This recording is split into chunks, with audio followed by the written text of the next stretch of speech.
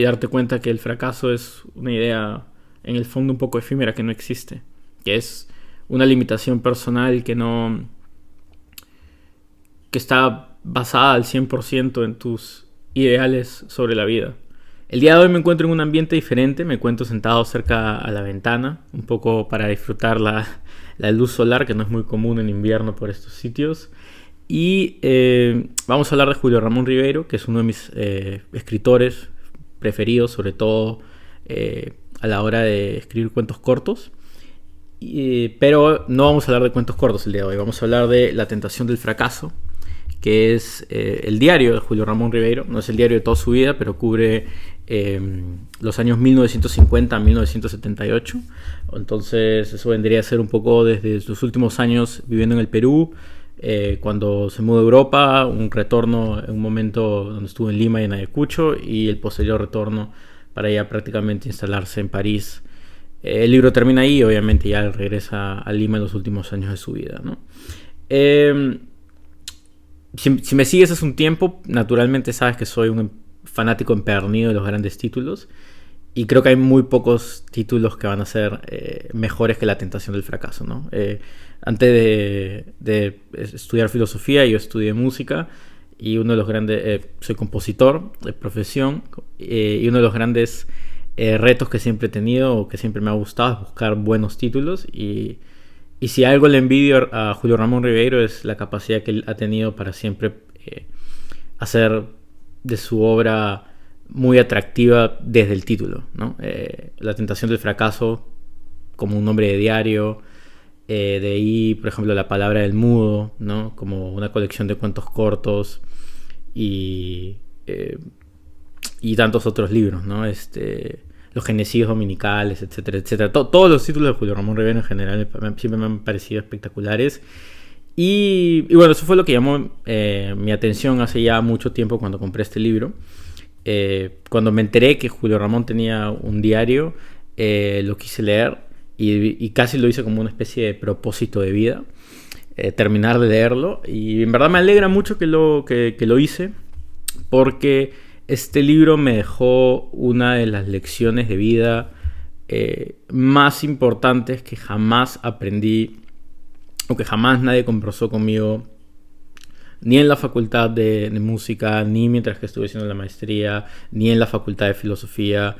Y creo que si normalizáramos este tema, estaríamos definitivamente progresando mucho a la hora de formar nuevos profesionales y nuevos artistas. Y a lo que me refiero es precisamente a la idea que lleva el diario, La tentación del fracaso, ¿no? Ribeiro, miren, o sea, el título es espectacular, pero a la hora Ribeiro escribió un libro como cualquier otro, ¿no? O sea, es un diario que habla básicamente de sus ideas, sus pensares, su día a día, conversaciones con amigos, celebrando un poco sus éxitos, lamentando un poco sus fracasos. Habla de su vida profesional, habla de su vida personal, tanto en su etapa de soltero como más adelante cuando formó una familia. Y en general, en ese sentido el libro no es tan espectacular, pero hay una idea recurrente en las diferentes etapas de su vida, que es la idea de la tentación del fracaso. A diferencia de otros autores, ¿no? Como por ejemplo es el caso de Vargas Llosa, o de Cortázar, o de Carlos Fuentes, me refiero a escritores de su generación, Ribeiro jamás gozó, o al menos en vida, jamás gozó de una carrera reconocida, ¿no? No le llovieron los premios, o digamos que no se pudo nunca catapultar como ese escritor que de una generación, sobre todo, al menos en la literatura latinoamericana, cuando hablamos de su generación, hablamos de otro tipo de escritores, ¿no? Y naturalmente luego Ribeiro sí ganó, por ejemplo, un premio, como es el caso del premio Juan Rulfo, donde obtuvo no solamente obviamente el reconocimiento artístico de una carrera como escritor, sino también un premio económico significativo. Creo que en ese momento el premio Juan Rulfo otorgaba $100,000, por lo que he podido un poco investigar. Pero ese tema no está cubierto en este diario, precisamente porque este diario solo va hasta hasta los años 70, mientras que ese premio lo gana en el 94, que es el año, además, donde tristemente fallece. Pero el punto es que, claro, él no ganó un Nobel como Vargas Llosa o ningún libro de Ribeiro vende pues lo mismo que Cortázar, ¿no? Que Rayuela, por ejemplo, ¿no? Y además Ribeiro no fue nunca conocido por ser escritor. De hecho, uno de sus... A ver, obviamente sí fue conocido por ser escritor, pero el cargo más importante que tuvo fue ser embajador de la UNESCO, el cual él habla de una manera bastante interesante en el diario. Al parecer, definitivamente no era el trabajo que él... A pesar de que obviamente valoraba la oportunidad que el trabajo le daba, sobre todo en el término de estabilidad económica, era un trabajo que no le brindaba la satisfacción que le hubiese brindado gozar de una reputación más grande como escritor, por ejemplo, ¿no? Y eso incluso Ribeiro lo hace notar en una cita donde se la voy a leer acá. Mira, justo tengo acá este pequeño souvenir. No es un souvenir, el papá de mi enamorada tiene una impresora de 3D y me hizo estos estos con la un poco con la imagen del canal. Se agradeció bastante, lo agradeció bastante, me gustaron bastante y ahora los uso y justo los usaba para separar la página, ¿no? Por ejemplo, Ribeiro escribe: escritor discreto, tímido, laborioso, honesto, ejemplar, marginal, intimista, pulcro, lúcido. Hay algunas de los calificativos que me ha dado la crítica. Nadie me ha llamado nunca gran escritor, porque seguramente no soy un gran escritor. Y claro, o sea, Ribeiro, y esto para mí es quizás uno de los motivos por los que más he conectado con Ribeiro, es porque, a diferencia de otros artistas que nosotros vemos con una distancia considerable, ¿no? Pensamos en la vida de estos grandes artistas un poco como una vida inhumana. Jamás pensamos en su sufrimiento, en sus propias ideas.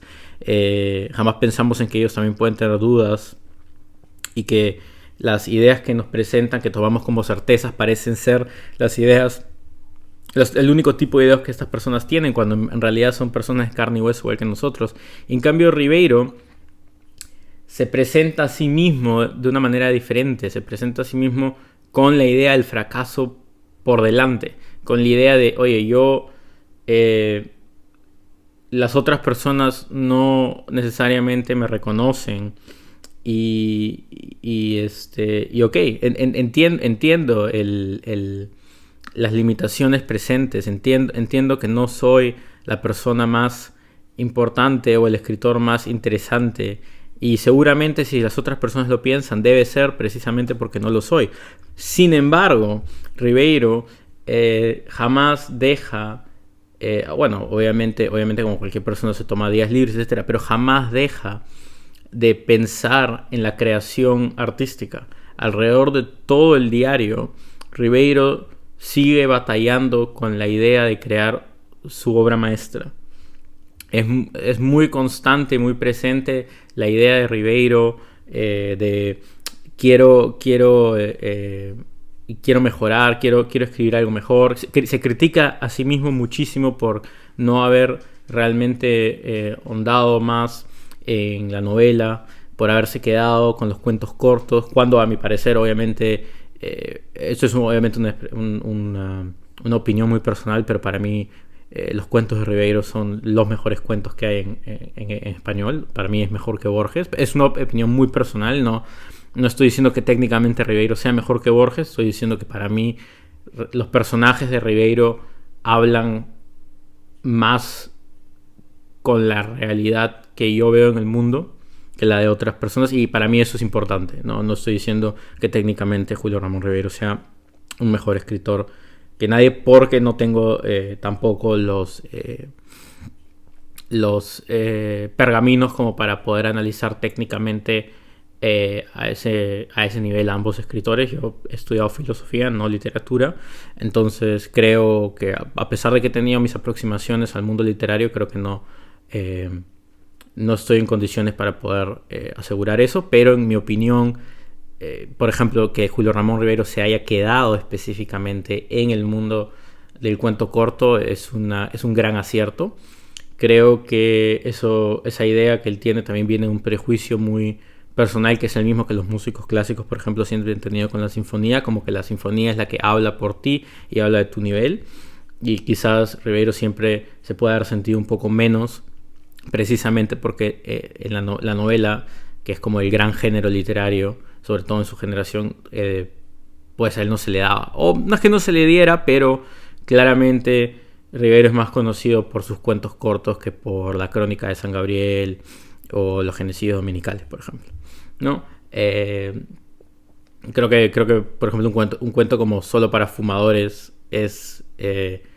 o Los Gallinos sin Plumas, por ejemplo, son cuentos que son mucho más conocidos que el resto de su obra, ¿no? A pesar de que él también ha escrito cosas para teatro, etcétera, etcétera.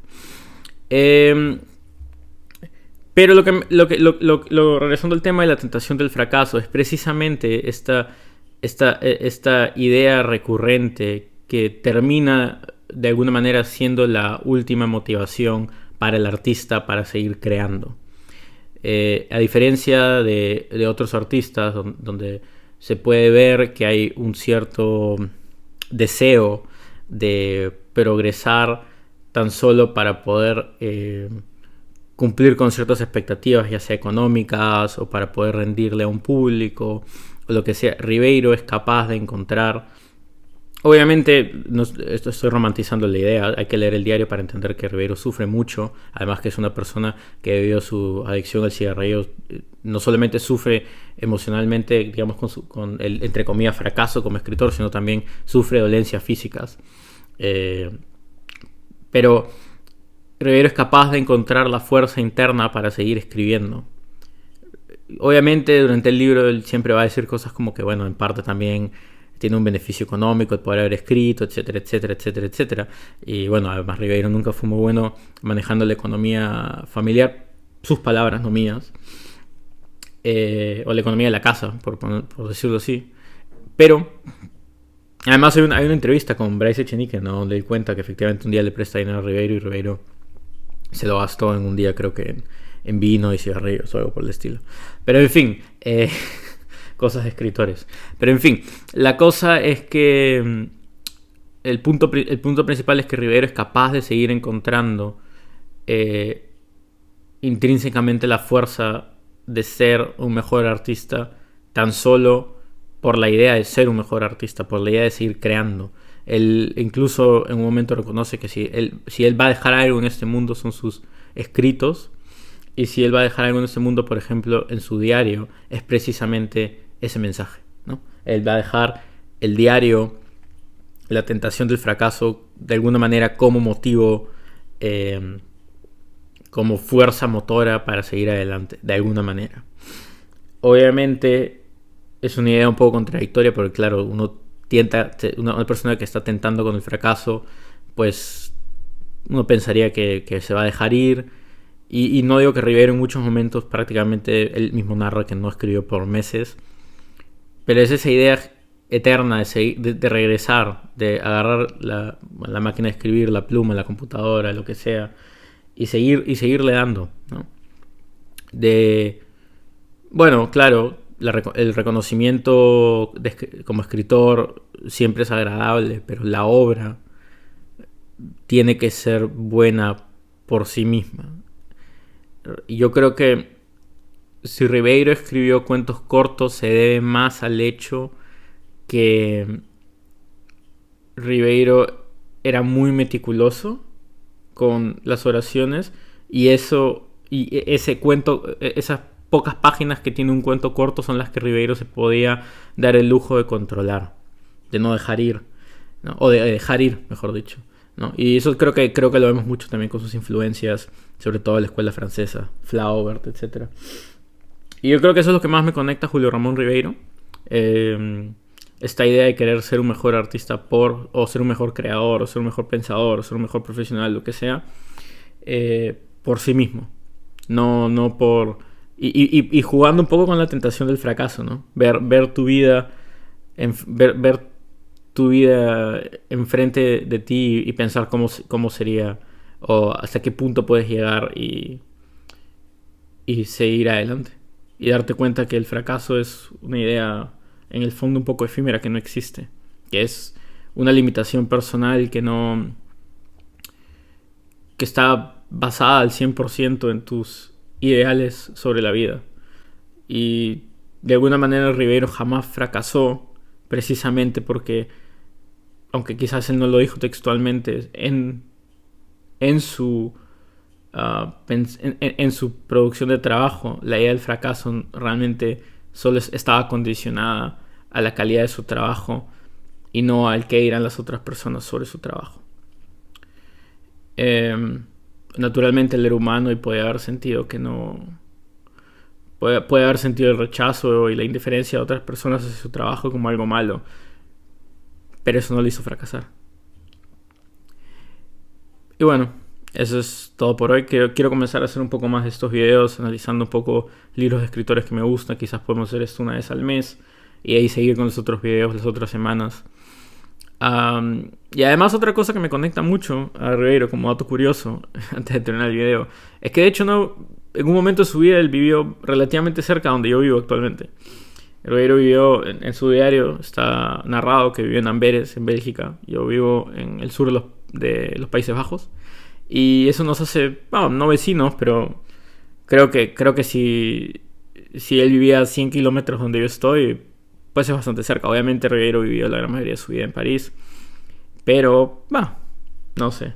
Pensar que hubo un joven Ribeiro, más o menos de mi edad, rondando las calles e intentando comunicarse en el mismo idioma que yo con mucha dificultad, pues me hace sentir un poco mejor sobre la vida. Hasta la próxima semana. Adiós.